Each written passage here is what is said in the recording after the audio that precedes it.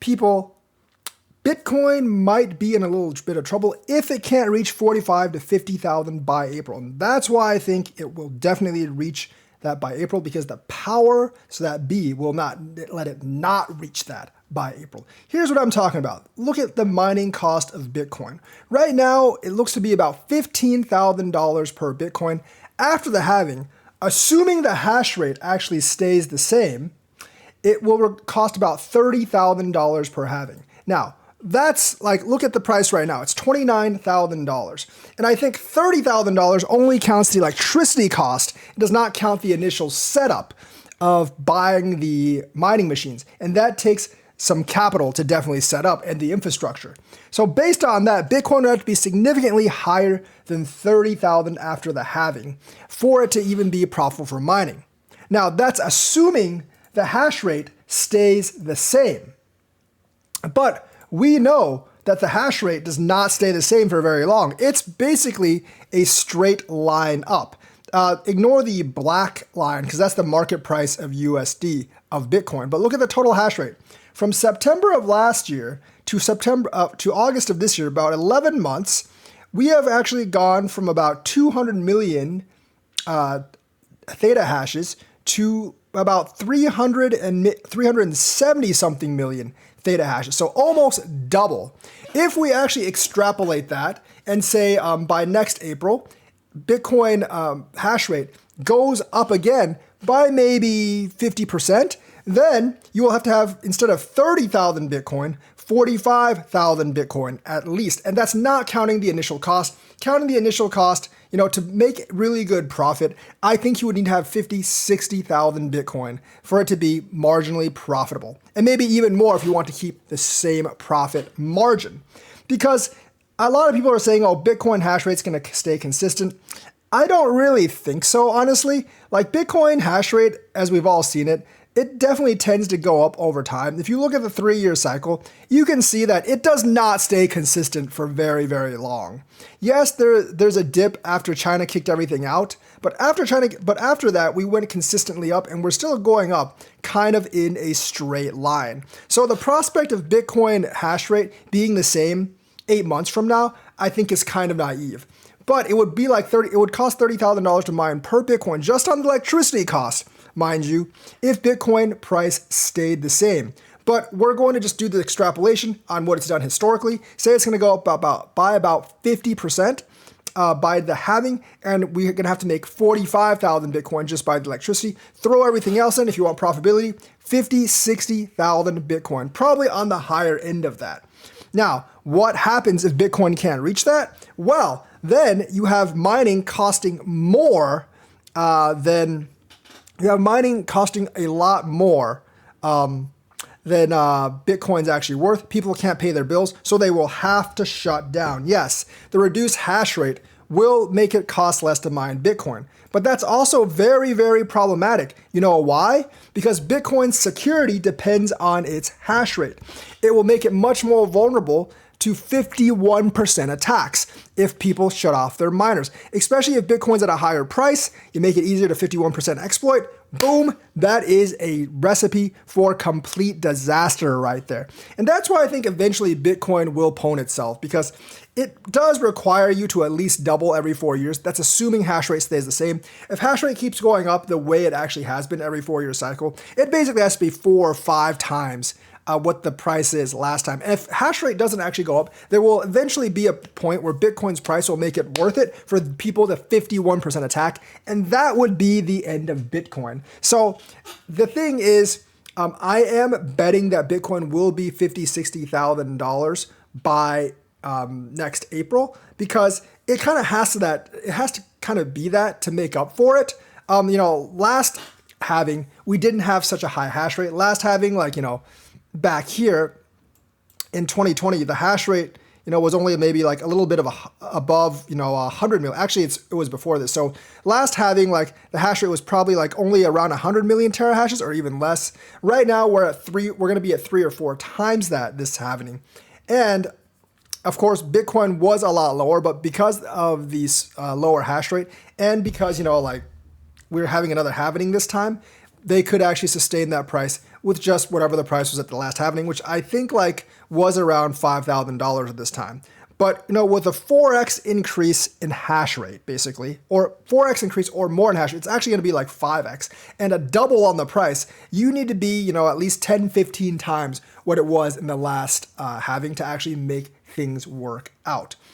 So that's the reason Bitcoin's going to own itself eventually. You could say, yeah, they're going to get more efficient miners. Energy could become cheaper.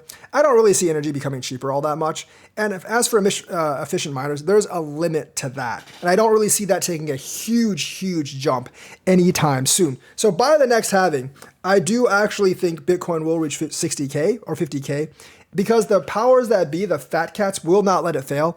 Since there's so much money invested in Bitcoin. They won't let the catastrophic collapse happen yet. It will happen in a couple more halvings. You just watch. They're not going to be able to sustain it. And something else will have to take Bitcoin's helm, or Bitcoin's going to have to change its protocol, which, as we all know, the Bitcoin miners would actually never, ever allow. So that's why Bitcoin has to be 60K by April, or we risk total collapse. And that's why I think there's going to be a bull market leading up until then. Now, it might actually not reach 60, 50, 60K until very, very close to April. That's kind of like, when things pump, that's generally what happens. So, but we cannot have a black swan event like COVID in March or April, because that would be extremely, extremely detrimental to Bitcoin's prospects and to make miners even profitable. You see, this thing right here was not due to the COVID reaction. That might have been, but that recovered extremely fast. But this was not due to the COVID reaction. That was due to China kicking all the miners out. So unless, China can't do that again because they don't control that much hash rate. But the thing is, the price, I do actually think, has to go up. And that's why I'm very bullish leading towards April. I do think we'll start to go up later this year, and we'll finish that in April. As to going to a new all-time high, I'm pretty sure we'll do that. But eventually, the market does have to leave itself or like shed itself of Bitcoin, or else they're not going to do very, very well. The other thing is the US credit rating might actually boost Bitcoin. You're saying, how is that even possible? Fitch just downgraded the US credit rating from AAA to AA. Ah, that's right. The dollar's credit rating goes down, makes Bitcoin worth more. So because the dollar isn't as good as it used to be, people may not have as much trust in the dollar as possible, or other countries won't. I think that's kind of a fancy scenario. I think all other countries still would rather have the US dollar more than anything else. And the thing is, we didn't actually default. We just screwed around a lot with the debt ceiling, pretending that we were going to default. So I do think other countries still trust the US dollar. I know BRICS is making a lot of noise, but India kind of like pulled out of the BRICS dollar already. So there's like liaisons within BRICS, and I don't really think they're going to amount to all that much in the next couple of years. But just the fact that you got downgraded from AAA to AA will make it, at least in the minds of some people, that Bitcoin is a better asset. So that should help boost BTC's price as of right now. The other thing is the jobs report is modest. We only added 187,000 new jobs in July. While unemployment fell to 3.5, economists expected job gains to total 200,000, so we actually fell below expectations, with the unemployment remaining change at 3.6. So it's modest, it's not great, it's been surpassing expectations for the last half year. It's not anymore, so that might actually have the Fed just basically like stop raising interest rates so much, especially in September. So the jobs report not being great and glorious is actually very, very good for the Bitcoin market as of now.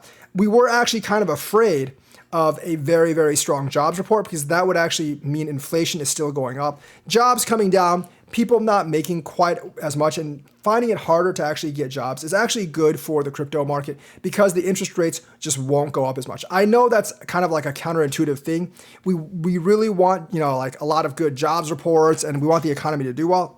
But if the economy does too well right now, it's going to be disastrous because they're going to raise interest rates some more. And make no mistake, the interest rates have actually had a really, really, really big impact on crypto being in a lull so long. You see, as we found out, a lot of people do actually borrow money to buy crypto. I think that's a horrible, horrible idea, by the way, because you're probably going to get wrecked. But a lot of people do. And high interest rates make it really very hard to actually borrow money. And because it makes it harder and harder to actually borrow money with the higher and higher interest rates, people aren't nearly borrowing as much to actually buy crypto. So therefore, we don't actually have the volume to boost crypto up. So unfortunately, that is not going to be unfortunately, like, a really, really good economy does not do very well for investments like crypto, because people do need to borrow money to buy crypto, and they cannot if the interest rate is high, and the interest rate would be higher if the jobs report remains super strong. But since the jobs report did not go super strong, we're good, as weird as that sounds. Arbitrim's DEX version 2 actually will go live. This is obviously good for Arbitrim. This is the most popular, this is actually the most popular DEX on Arbitrum. It's called GMX, and it went live Thursday, and it attracts about 1.2 million for its liquidity pools in a muted launch. So the launch was not that big of a deal. But they're actually offering Doge pools at 40%. I think that will actually excite a lot of Dogecoin investors, being able to yield 40% on a liquidity pool. Of course, mining like this, or like yield farming like this in a bearish market, is very, very risky, folks. And I wouldn't actually do it. But if you are really stuck on the Doge and you really want to make yield, 40% of your Doge is not bad. And also, like, it's not super extravagant for yield farming. We've seen yield farms up in the hundreds, even thousands of percent. And those are like impossible to maintain. 40 at the start coming down actually is not that huge. Of course, like, GMX allows users to trade spot and perpetual futures through an on-chain interface at low fees. Part of its recent popularity can be attributed to the rise of Ethereum-based Arbitrum, where GMX was able to offer traders a service for betting on price movement. So I'm still not as optimistic on Arbitrum as Polygon and Optimism, but this does actually boost Arbitrum a little bit. So version 2 will actually exist alongside the current platform, but it does expand the list of tradable assets to include other alts like Doge at lower fees than version 1. So obviously the initial pools are Solana, XRP, Litecoin, Arbitrum, and Doge right now. So that's cool. I do think like that will help Arbitrum a bit. So if you're an Arbitrum investor, that's very, very good news for you. So that's the news for today. Let me know what you think. Like and subscribe, hit that bell notifications button. Thank you and have a nice day.